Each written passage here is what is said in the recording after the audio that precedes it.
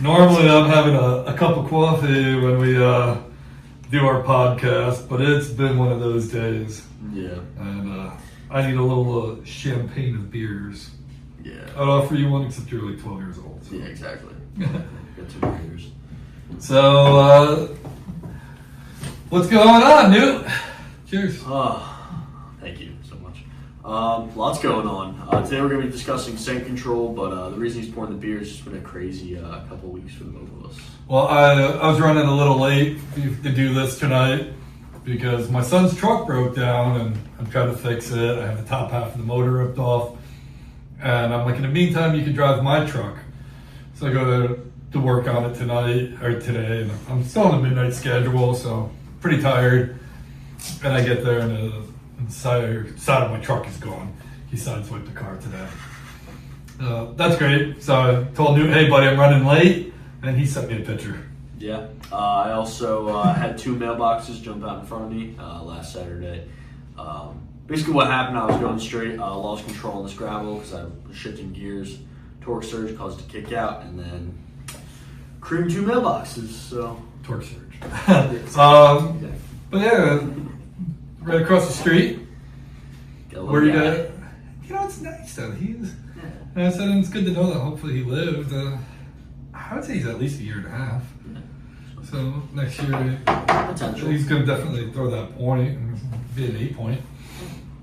So yeah, we're up to 3 in this household. Yeah, fishing, trout on Saturday it opens. Yeah. Youth opening was this Saturday. Yeah, well, my boy's too old for youth, and he's not fooling anybody with that mustache. I hate fishing stockies, but it's like a tradition. Yeah. I love when we get a rain afterwards and pushes them out, and I'll go back, walk down where I like to shed hunt, and there's a covered bridge, and by the time they get that far, they're pretty wild. Yeah. Or even if they were stocky, at that point and if they survive that long, they're pretty good. Opening morning is always like shooting fish. Like literally like shooting fish in a barrel. And up by me, you have 50 people over a puddle the size of the kitchen. Yeah. And then turkey season's right around the corner. I'm pretty excited. I had a flock that was hanging. I don't know if they're still around. I haven't seen them for a couple weeks now, but my camera was down. So I'm trying to get back up. But yeah, we're going to talk about arguably one of the more controversial things in hunting, which is scent control. Some people are 100%. I really don't feel like feel you either don't do it or you're very religious about it. Yeah, I don't think there's much. I think there's very few people who are just like, I think you're really. It's being a Republican or a Democrat. There's not too many libertarians in this crowd. I think a lot of it too is how you hunt. My scent control routine when I'm hunting with a gun, I don't have one. Yeah. Like very loose. Yeah, it's. If you see it, it's dead.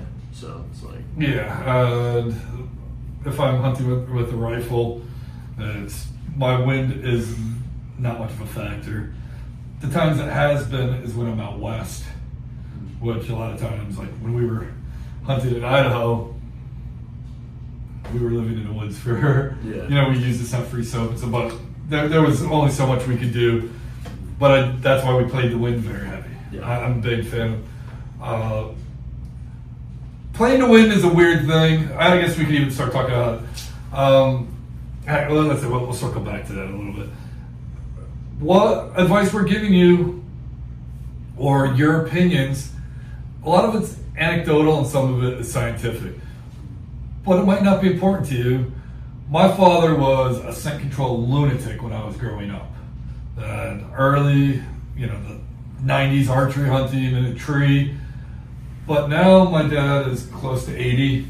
He's sitting in a box blind with the crossbow. He doesn't practice scent control anymore. He doesn't have to worry about it. That's not what he's doing. He's sitting there and he'll slide open the window and whap. Not a big deal. But he's the one who got me on that scent control routine. I'm going to say a lot of these people, depending on where you're hunting, what you're doing, anybody who's like, oh, it's complete bullshit. Well, it's like anything else. I want to increase my odds as much as I possibly can. Yeah. So even if it is complete bullshit, what if it helps you just that little bit? Yeah. If it just swings the odds in your favor just a little bit more, gives you that extra second before it hits your wind or it doesn't smell you coming in, I'll take those chances. And people I've argued with on this, they're like, stacking the deck in your favor, it doesn't make a difference, but it's not that hard. I don't know, like, depending how you're hunting, it makes a big difference. I said, listen, I wouldn't go out and spend a ton of money or go crazy if I was sitting in a ground blind that I had access from the rear with the wind coming towards me, and I'm setting up there in a ground blind over a feeder where they're kind of calm and relaxed. Yeah. But I don't.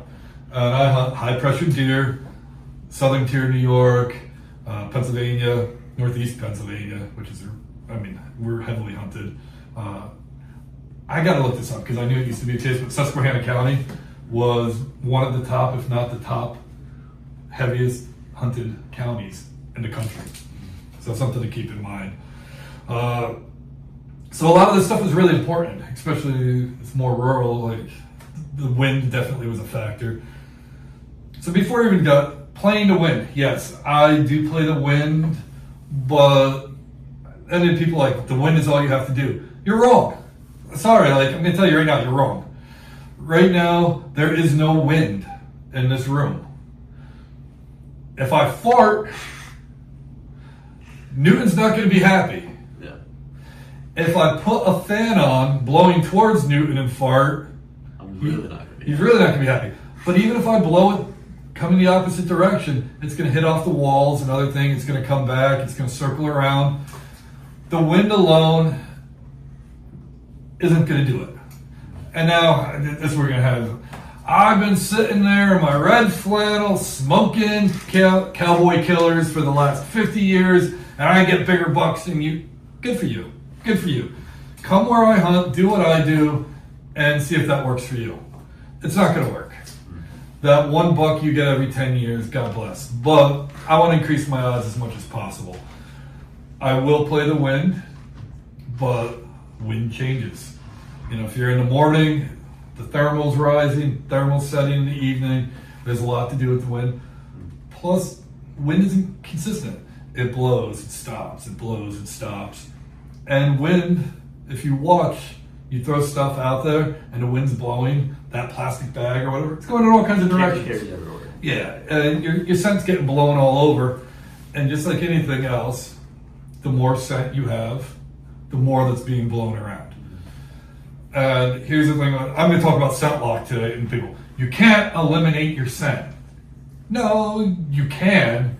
I've got a level 3 Tyvek suit downstairs and a millennial mask. I could attach to a Scott pack, and I will put off absolutely no scent. I'm not hunting like that. But I believe with the right routine that you can minimize your scent so much that you don't have to worry so much. And I still, even then, I'll err on the side of caution. Yeah. And some of these products people say are gimmicky or they don't work. I think if you use them properly, they can provide benefit. I'm going to start with probably the most controversial. Scent killer spray. I think this is the most overrated product, but also the most improperly used product ever. I don't have any experience using it personally, but What? It's just I think it's basically peroxide, if I'm not. It kills bacteria. It doesn't kill your scent. Yeah, 99% effective at stopping replicated human odor. If you stink, it's not going to make you stop stinking. But when it's good, it kills the bacteria. yeah. So if you smell pretty right now, give it a spritz. That's not shit. It's not working. Oh, there we go. It's not going to take your perfume smell away. So I see people go on the outside of their clothes with this, and they walk into the woods and like, deer smelled me, it doesn't work. You're right, your clothes stunk like shit. You sprayed this on, you still stink. Yeah. But what I use it for, I don't have a rubber boot here. I'm actually wearing my Crocs. I wear rubber boots. So when I take off my rubber boots, what happens? They smell. Yeah. And they're moist inside, they're wet, and that bacteria will grow and make those boots smelly. I use this stuff, I turned it off. I'll take my rubber boot, I'll spray it, and I'll put it out to air dry. And if you look at my hunting boots, they don't smell. You put my work boots on, they smell. Yeah. I actually used to use this for my work boots. That odor you're smelling is bacteria growth. If you kill that bacteria, it doesn't grow, you have less. So if your clothes smell like diesel, gasoline, your girlfriend, and in your case, your boyfriend, catch a flag. It's crazy. Don't expect it to do something it can't do. Yeah. And I think a lot of people believe the false advertising. I'm going to say the company was probably guilty of a lot of these sprays. They show these guys going in and then they're, look at my big buck. No, I don't think it's going to do that at all. But if you use it for the purpose of killing bacteria, if you wear a hat, afterwards you take the hat off, it's sweaty, spray it out. Any place where you're going to have bacteria growth, I don't use it typically before I hunt, but I was hunting a lot after work in the last few seasons. I didn't have an opportunity to shower. So I obviously don't travel in my hunting clothes. We're going to get at that to a minute. But I would put down my towel outside of my car and I'd spray my whole body with this just to get the work smell off me, kill the sweat and stuff from the day, and then put on my hunting clothes over it just to help eliminate the smell. Yeah. I guess that kind of brings us into what where we start, and that's washing our bodies. Yeah. I'm a little bit fortunate. I'm not a really smelly person. I don't sweat heavy typically. I'm generally the same. And I just don't really have strong, I don't know if it's because I don't eat really spicy food typically. Yeah. My diet, I've just never really been a very smelly person. And I shower a lot. Yeah. I try to always shower before I go in the woods. I'm a lunatic that when hunting season comes around, my washer, my dryer, my bathroom, everything's scent free. I de-scent my truck. Like I go overboard, but it works for me. Yeah. And I wash my body. You can see all the sales. I think I got this one for $3.99 at Walmart the other day. $2.99. I think they're normally like $10 at $5.49, but it was on a half off discount rack. So I bought a bunch. Can't use these in PA though. Really? Because it smells like vanilla. New York only. Ohio. Ohio, yeah. So that's why I have the different ones for where I am. Yeah. If you think this stuff doesn't work, you're wrong. I'm not going to debate with you. It helps with your scent. Yeah. If you wash your body in it, it's actually really good. I like it. At the end of the season, I'm going to use off my old stuff. And it really helps with your own scent. It smells. Yeah. I have personally I have the dead downwind one, like the little bar that comes in the like that little case, and then I have that, and I only use that during hunting season, obviously, but I don't keep it in the shower. I generally try to keep it like in my room or something like that, or like in my hunting bin that I have that seals everything off. Yeah. Well, in my own shower, I have my dedicated hunting loofah. The body washes they're easy. Obviously, when I'm backpacking, I like the bar soap, like in Idaho, just because it was easier to take care of. Yeah. But my routine involves, before I go out hunting, I'm putting my body clean, removing as much scent as possible, and then I will, obviously, you're going to put on deodorant if you're not just a stinky, disgusting human being, which, if you are, God bless you. Go rolling shit with the pigs. I don't know what to tell you. I am tired. I am grumpy. No, like, you put on deodorant anyway. Why not use deodorant that's gonna not have a scent to it? Yeah. It's gonna help kill your scent. And honestly, I don't think it has to be anything fancy. Any scent-free soap. I like an antiperspirant, so help killing that bacteria and keep you from smelling. Also, another thing, hair holds scent really well as well. Hair so make sure absolutely does. if you have a beard, if you have long hair, even any hair at all, just make sure you scrub the absolute brakes off your hair. It's kind of funny when I'm in the shower, I put it in my hair and my beard, and I let it sit while I wash the rest of my body, and then I rinse it out. Even though none of my hair or my beard are, because I'm fully covered in my camo. So that's the next step. And after you're washed, your stuff from before, like your boots are already descented, and the clothing that you're putting on, wash it. What I like to do before the season, I take my dirty towels and I wash them all in scent-free detergent. I buy the hunting ones. I don't think it really matters as long as you're using any kind of a scent-free, but at the end of the season, I stock up. When they go on sale, I buy as many as I can. Yeah. Do you do your towels first with the scent-free so that way it clears out? I do my towels first with the scent-free. Gotcha. Same thing with my dryer. Gotcha. And have the towels because once I clean out my washer and dryer that way for the year, that's it. You should use scent-free the entire time. Yeah. Then I start washing all my personal clothes and everything scent-free. Yeah. Because whatever, you don't smell like anything, and I'm okay with that. You want to use my washer and dryer to smell pretty? Come after December. So your clothes, well, having scent-free clothes is, I think, kind of pointless if you don't keep them scent-free. So right out of the dryer, I go right outside. I use scent lock, and we're going to get into that. But how I keep my clothes, I have a whole wall full of these totes. Yeah. I got some cool stickers on the front. I don't even know what brands they are. Just things I've bought over time. You have a whole wall. I just have one giant one. I just showed it. Yeah. So I typically have everything.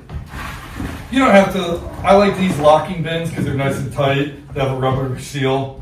This was I have a couple of them that were actually from Scentlock, but the same company that makes the brand.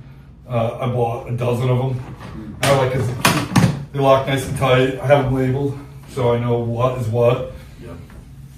And when you open it, yeah, there's a lot of charcoal things in there. Activated charcoal. So activated charcoal is really good. It absorbs the smell. It helps take out that smell that you occur. Now, people are like, oh, activated charcoal. It works. That's why my chem suit downstairs, my Cobra, from my Cobra and the NYPD, we use activated charcoal. That's what they use for contaminants and everything. Activated charcoal is incredible. It works. It will work for your scent.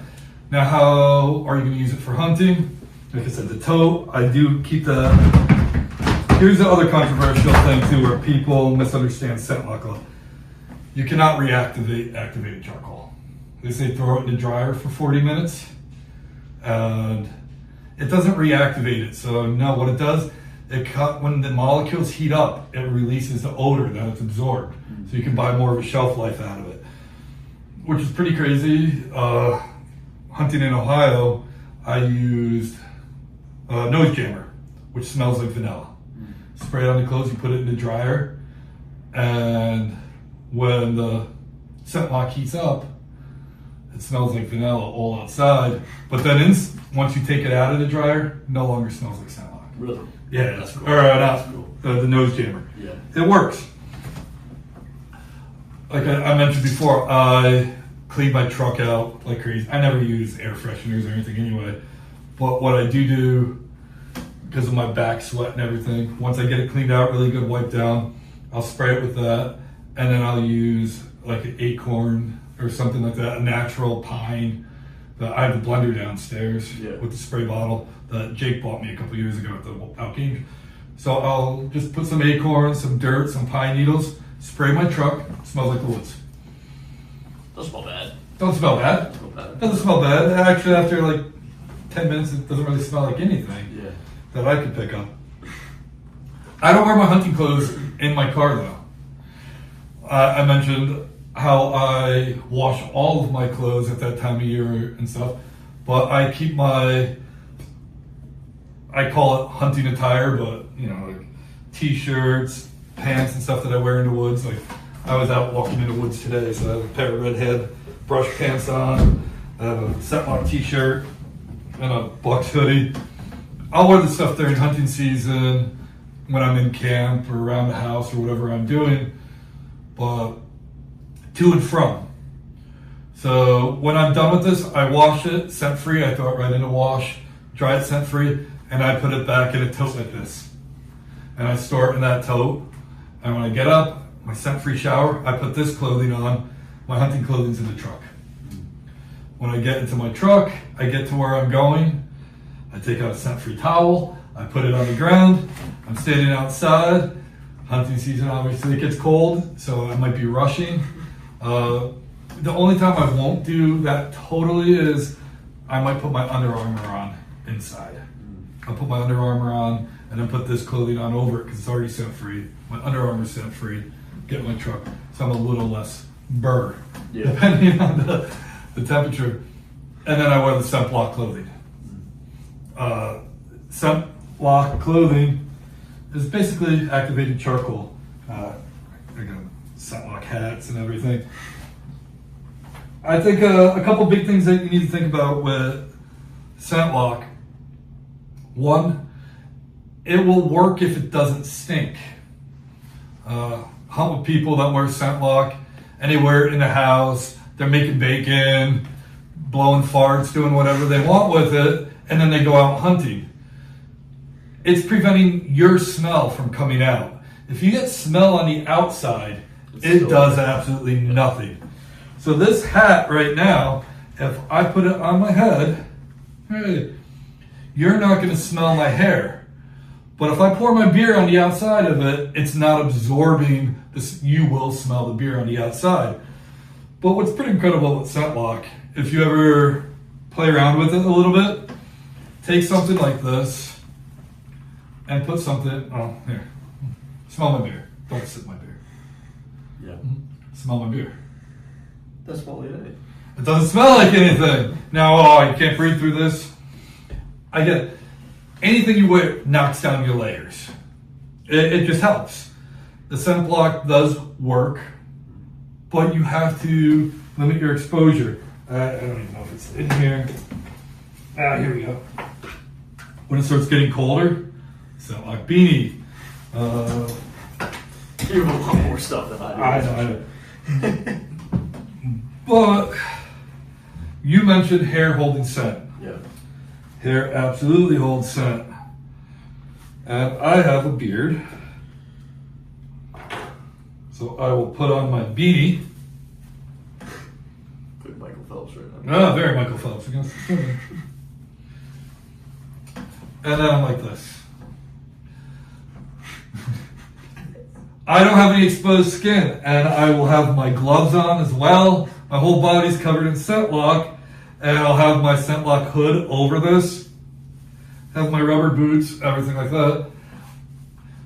I am trapping a lot of my. Is it a lot? All of your scent? No. This is the vast majority, though. Well, my logic of it is, if a deer smells a lot, he thinks you're close. If he has just a hint, he assumes it's either old smell or you're pretty far away. Yeah. Especially with my experiences, I know they're a little bit anecdotal, but there is a science behind scent lock. It's irrefutable. It's true. Activated carbon does work. I'm a big John Eberhart fan. John Eberhart is the reason I started saddle hunting, and I was already a scent lock. I was a scent guy, and then I switched to scent lock, and I gotta be completely honest, I've had no issue. I kind of got in a habit of not even playing the wind because I don't have deer smell me. And I don't know what to say other than my routine is pretty crazy, but it's been working. Yeah, I know you actually got me into the whole scent control thing. You got me going down that rabbit hole because I didn't really worry about scent before I had that conversation with you.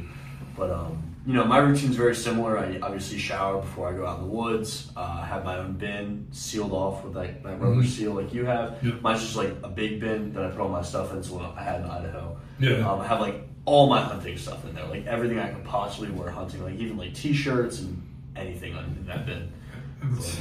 Like socks, whole 9 yards. Even before I did scent lock, I always did the bin. And what I used to do, which I don't bother with anymore, because it's all scent free, the pegboard to hang your tools on. Yeah. I had that cut with a couple pieces of wood underneath to give it some space. I used to fill it with dirt and pine needles. Yeah. And let my clothes smell like that. But now you're just masking your smell. Yeah. So it's like a poopery. Your bathroom still smells like poop, but it's nice smelling poop. Yeah. I'd rather not smell at all. Yeah. I was talking to where I bought the V3 that I gave to Brendan. It's Fazio's down in near Scranton. Great bow shop. We were talking about scent lock. He's a big bow hunter. He gets some monsters. And he's a scent lock believer. And he said, I was getting frustrated though because I was having a problem with deer smelling me.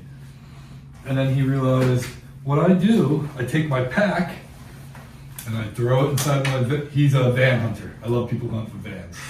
Like they put the soccer mom stickers on there so nobody knows they're hunting in these spots.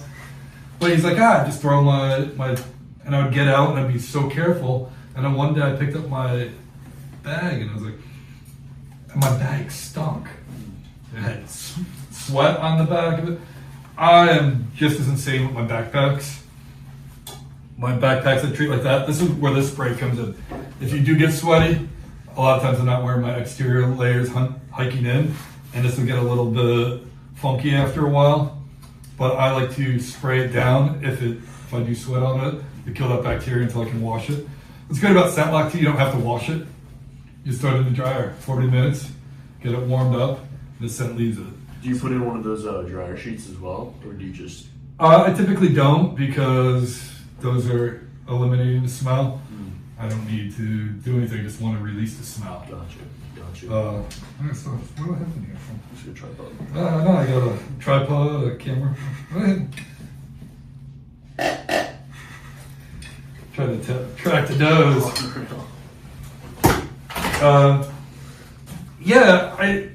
I want to give myself the greatest opportunity I can.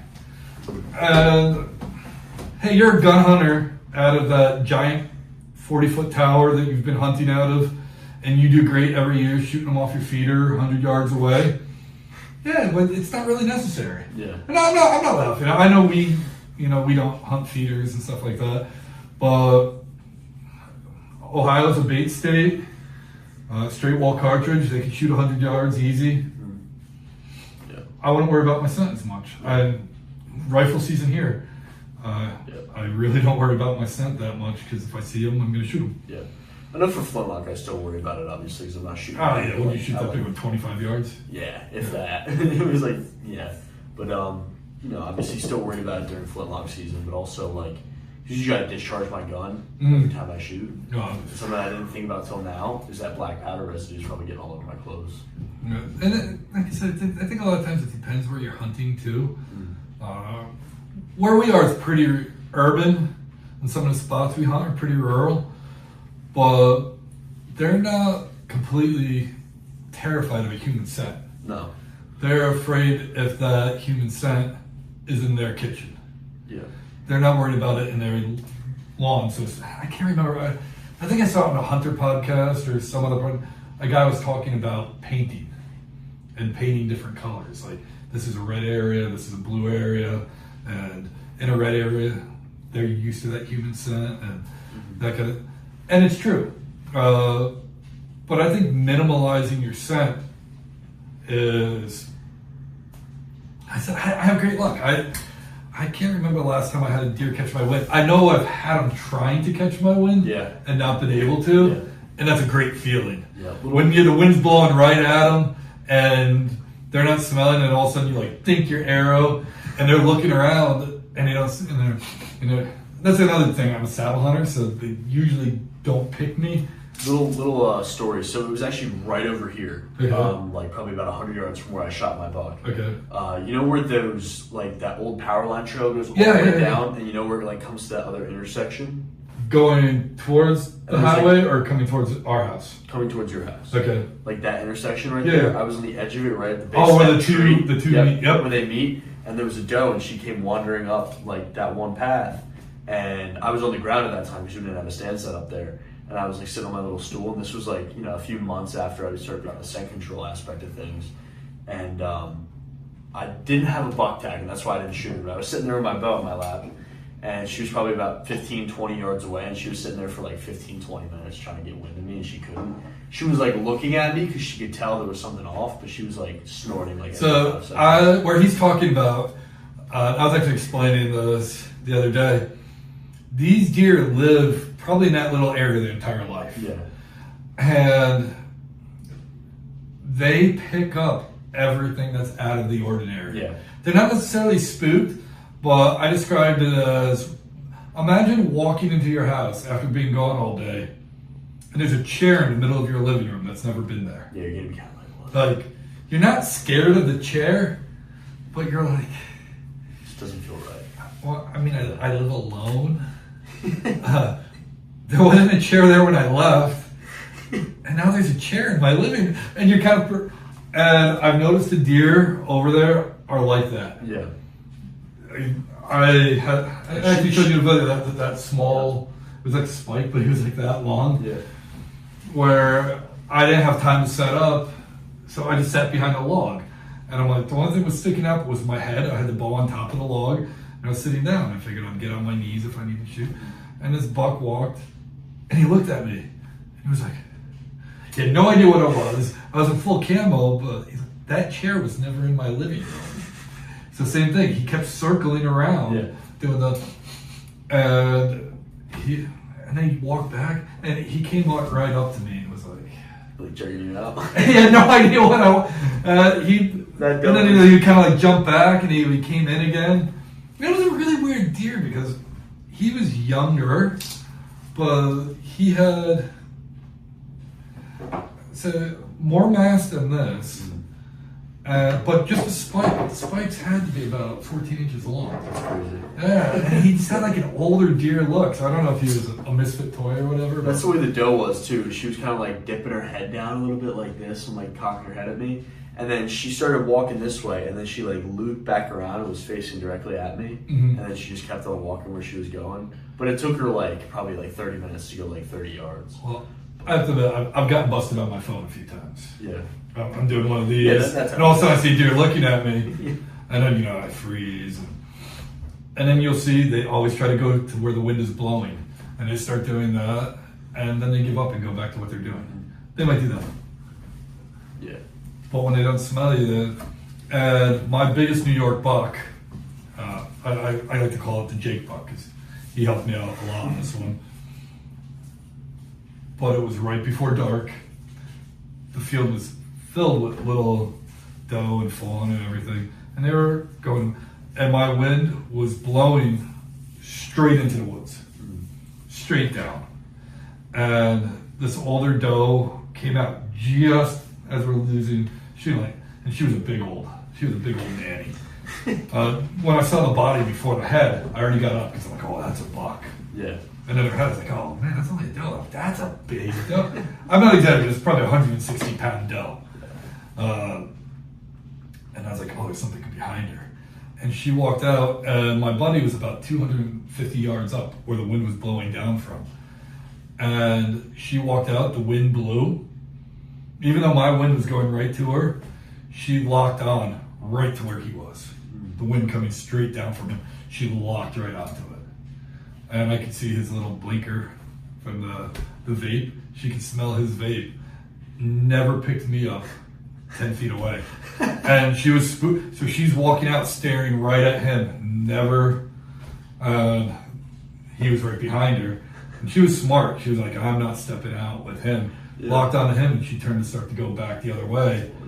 And he was right on her trail, so he turned and gave me a perfect quarter-away shot. That's awesome. Yeah, it was perfect. That's funny. But he was a little bit horny. He might not have noticed, but she was smart. and my wind was dropping right down. Moral of the story: don't vape. Yeah, I'm always. I feel like I don't smoke, I don't vape, so it really doesn't matter. I really feel like the smoke itself doesn't bother deer. I do think this does. Yeah. A lot of times you're taking your gloves off. Yeah. I think the motion is more likely. I don't think they associate cigarette smoke. I've even heard some people say deer are attracted to marijuana smoke. I don't know. Interesting. You guys, if anybody watches this, leave comments what your opinions are. Yeah. If you hunt whitetail in Colorado, let us know. Yeah. Well, it's legal in PA if you have a card. Is it? Yeah, but you can't have a gun, so you better stick to using a bow if you're. Yeah, I'm not convinced either way, but it's kind of a non-thing issue for me because I don't smoke tobacco or marijuana. So I probably would refrain from it just because you're introducing a foreign smell. Yeah. But from what I just don't think tobacco smoke bothers deer. Things that I do think bother them are dryer sheets. Seem to really have a big effect. Cologne, perfume, obviously, stuff like that. And gasoline, diesel fuel, stuff like that really seems to very pungent have a negative impact. I'm not trying to be funny by saying this, but do you think they pick up on farts as well? I don't think so, but you want to have something really funny? Wearing scent lock, your farts don't stink. Really? Yeah, it's I wouldn't. If you want me to put on my pants and fart in your face right now, not really. No, but not a preference of mine. It's actually it's funny you said that though, because there's times like I'm like, yeah. But the other issue is if you're wearing Under Armour and scent lock and you're all covered like that. If you do one of these, it still stinks. But a good chef is never scared to try his own cooking. But take this for what. Listen, do you need to practice scent control to be successful? No, absolutely not. Will it help you? Absolutely. Especially if you're a new hunter. I'm going to say the internet is filled with some of the worst advice imaginable. Like I said, if anybody does watch this, you know the comments, we've all seen them. I've been smoking a pack of Winstons and drinking 12 beers and pissing, farting in the same clothes that I wear to work every day and I get a big buck every year. And prove it, and I'll show you pictures. I don't know. Listen, yeah, you can. Some of the best year I've had were dumb luck too.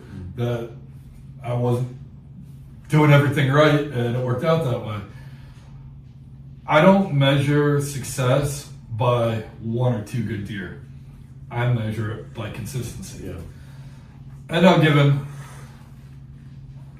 if you're in the Midwest and you're watching this, you're an asshole, you don't know what you're talking about, you shoot small deer, you're right about all three.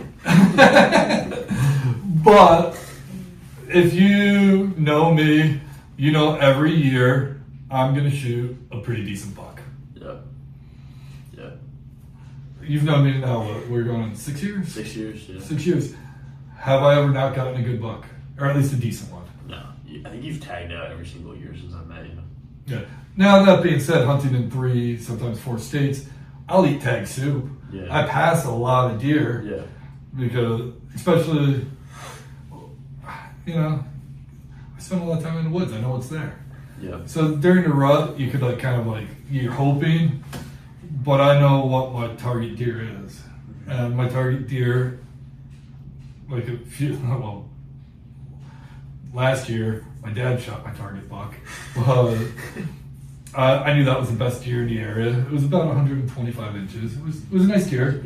It was the best one. And for 2 years, I had been hunting the same 10 point.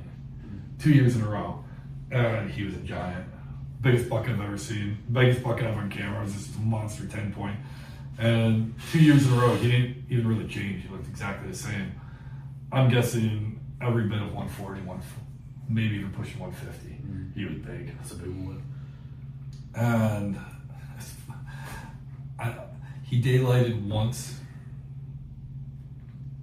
the 1 year, and the next year I was like, I should be out there that day, and he daylighted again the same exact day. That's crazy.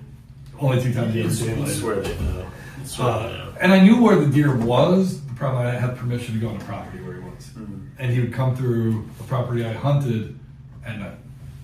But right around that rut time, he made a few mistakes, and he finally disappeared. Somebody must have got him. So, I didn't hear what happened to him. Yeah.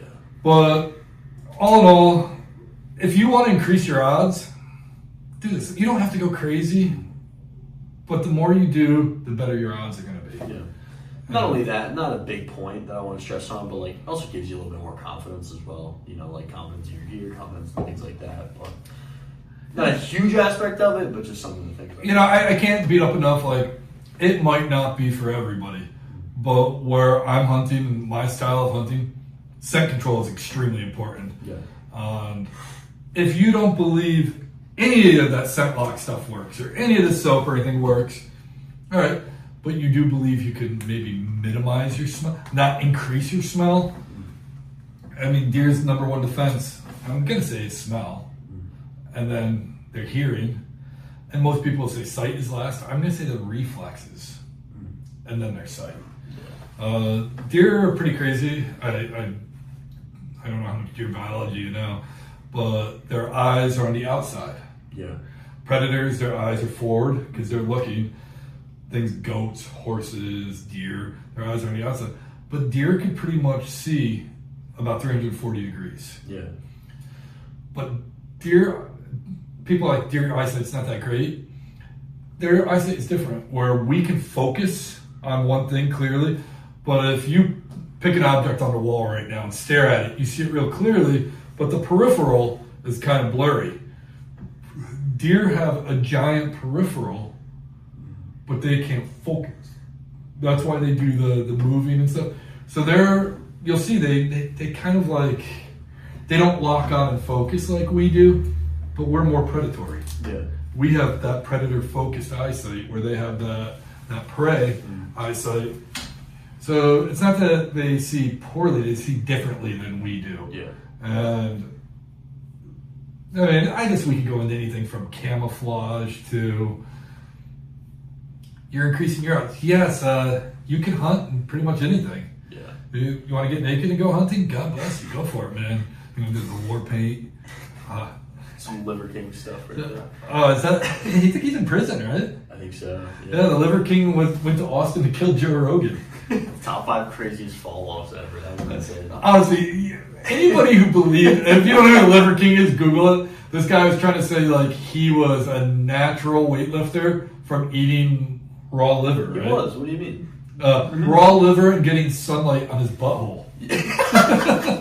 And eating like deer testicles. Yeah, he was doing weird things. And this guy, he was roided out more than Macho Man Randy Savage. He had veins coming out of veins. And, oh yeah, brother, I eat raw liver and I won't touch that. He had like crazy HGH guns too. And like he had this whole thing like, was he selling programs or whatever? Yeah, he was like selling supplements. Selling supplements and diets. Like, you eat this stuff and you're gonna look like Macho Man Randy Savage, like this guy.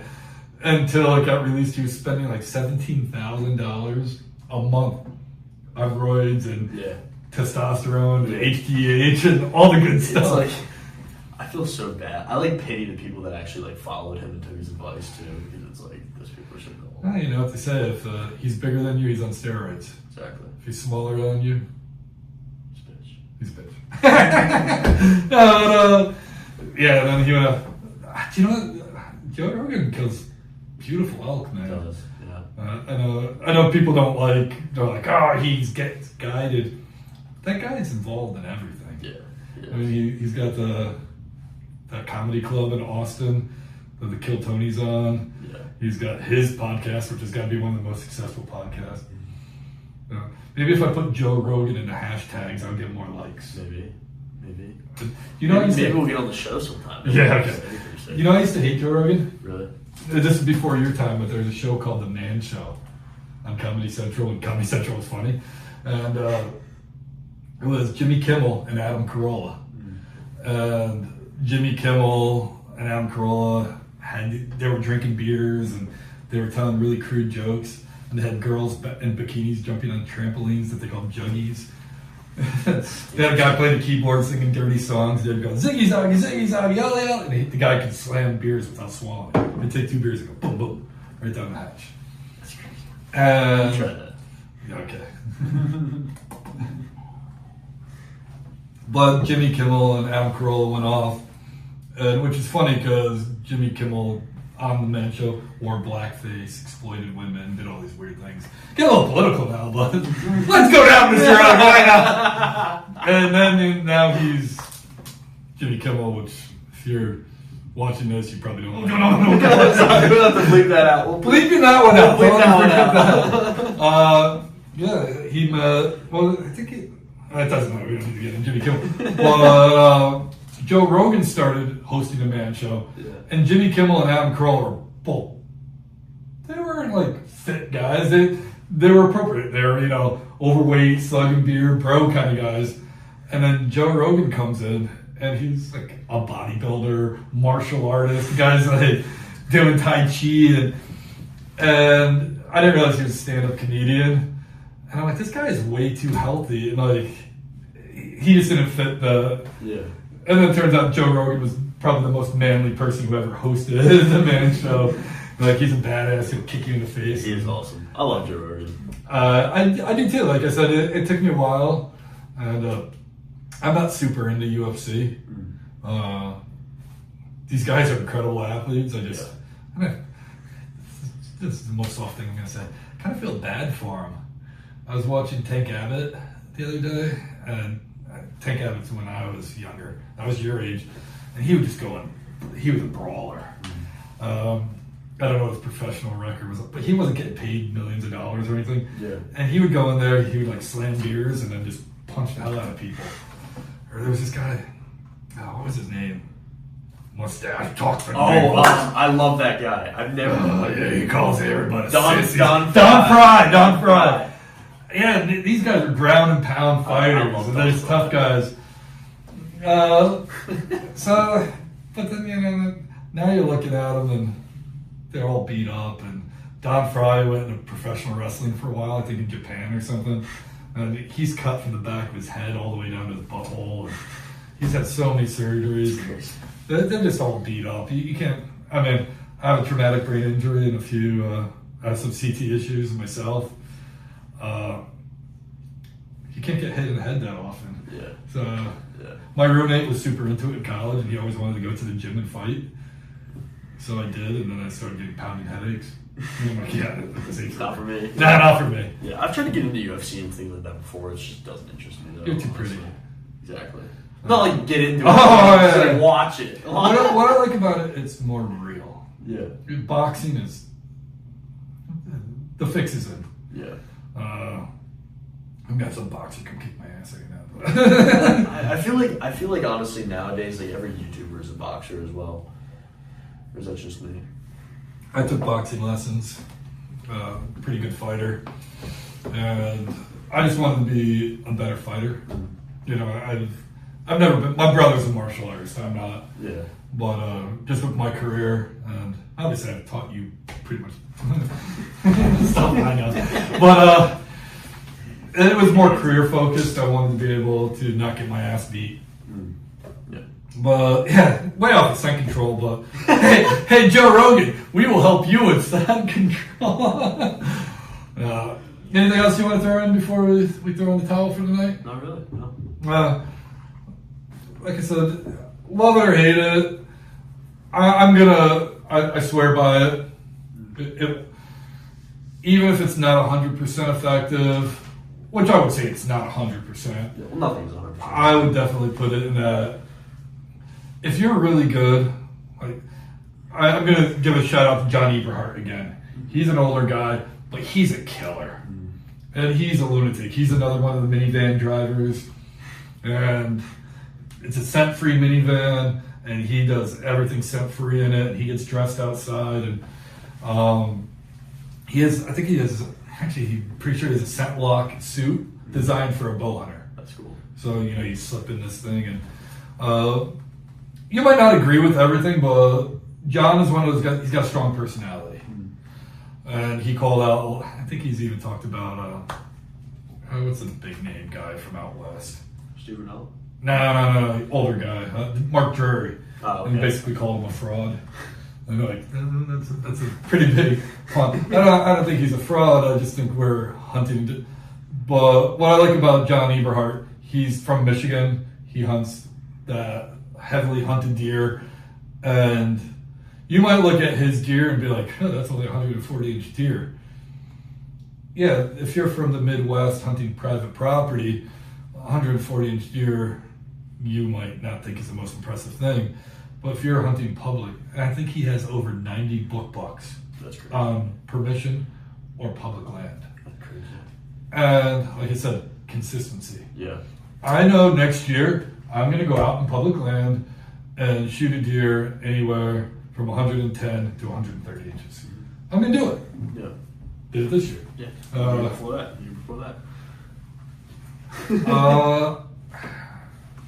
Once I got back into deer hunting in 2009. Okay. After a little bit of a hiatus, I got a 3-point that year with a shotgun. You know what's crazy? I was 2 years old when you did that. The next year, bow hunting, I got a doe. Yeah. And then every single year since then, I've gotten, well, New York was a $2 state, and PA with 1, but I would get $2 to $3 every year. Nice. But then after I started racking up a lot of, these guys, I started getting picky, and I would say probably around 2012, that's when I kind of set that 120-inch. When you tell people you're aiming for a 120-inch buck, I hunt the biggest bucks where I am. If I wanted to hunt a 180, I'm not going to see one. Yeah. That's why I've started trying to venture out, and I've got what I have to do is everywhere I go, like I kill stuff. Yeah. I hear this a lot of times on podcasts. If you are successful here, you go anywhere else, you're good. And I saw this was just a matter of going left, going right. But I got a Boone and Crockett moose. I got a Boone and Crockett pronghorn. He's a monster.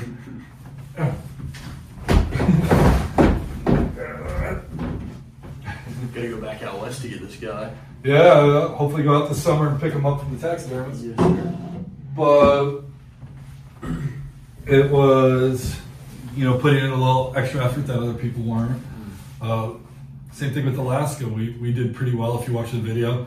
My buck wasn't huge, but we got on a buck, and we had a limited amount of time, and I'm also pretty good with the rifle. Yep. So that was the first time I was shooting something with 300 PRC. We were talking about doing a caliber video. What's the best caliber? We are gun guys. We love our guns. 300 PRC, short. Other than a grizzly bear, there is no reason to use a gun that big. Yeah. It's crazy. That's a big gun. Yeah, I know. I can't wait to do that caliber episode. It's gonna be so much fun. Yeah. But that's where I geek out. That's my autism flavor. I don't know if I want to do it here so we could use all of our guns, or if we should do it up at Camp Cordy at the shooting range so we could shoot them a little bit. And now I know my holdover for the Sig Cross, so I can take it now. So before you came up there, what was the longest shot you had ever taken? 150 yards, 200 yards. So we went up, and you could go up to 500 yards. And he was like, oh yeah, no problem. I was like, yeah, you've never shot that far. 500 yards, yeah, it's not really that hard if you've done it. Yeah. If you've never done it, you think you're just going to do the holdover from the box and not worry about the wind and ring steel. Yeah. I was just like, it says I'm going to drop this much. All right, let me ping it. I was like, that shot felt off. And like 15 rounds later, I was like, ting. Let me show you how to do it. Ting. Yeah, I want to get out to 1,000 yards. Obviously, if I cross the road, I have permission. I can go up and try to get like a level, and I could probably get to about 800 or 900. That'd be sweet. But I think I'm going to rebuild my Remington 700. That Hogue stock is great for hunting. Yeah. But I want to put on like precision, the MDT, and custom it. That gun is just, and that's what factory ammo. We got to do an episode on reloading too. We're getting off topic. Go get your scent locks. I'm gonna actually show a picture here at the end. It's probably a little late. My only last bit of advice: if you are buying this crap, it can rack up quickly. I'm assuming this is probably about $15. I don't know. These are probably, I'm gonna say anywhere from 8 to 12, probably 3 or 4. I already got probably $10, $4. That's all the stuff you need. You already got $50. Yeah. I think I got it for $1.99, $3, 87 cents, $3, about 30 cents. Yeah. Closeouts. Go to Tractor Supplies, go to Walmart, go to everything at the end of the season, buy it all. Yep. Tractor Supplies, like the kits or whatever, like the dryer sheets and the. Did you happen to notice my soap shelf downstairs? No, I didn't know. I went a little bit. Really? I called my buddy Jake. Jake, basically the other half outside of the podcast. Yeah. On Rugged Road. I was like, you don't need any soap for next year. Well, all right. Until next time. Cheers.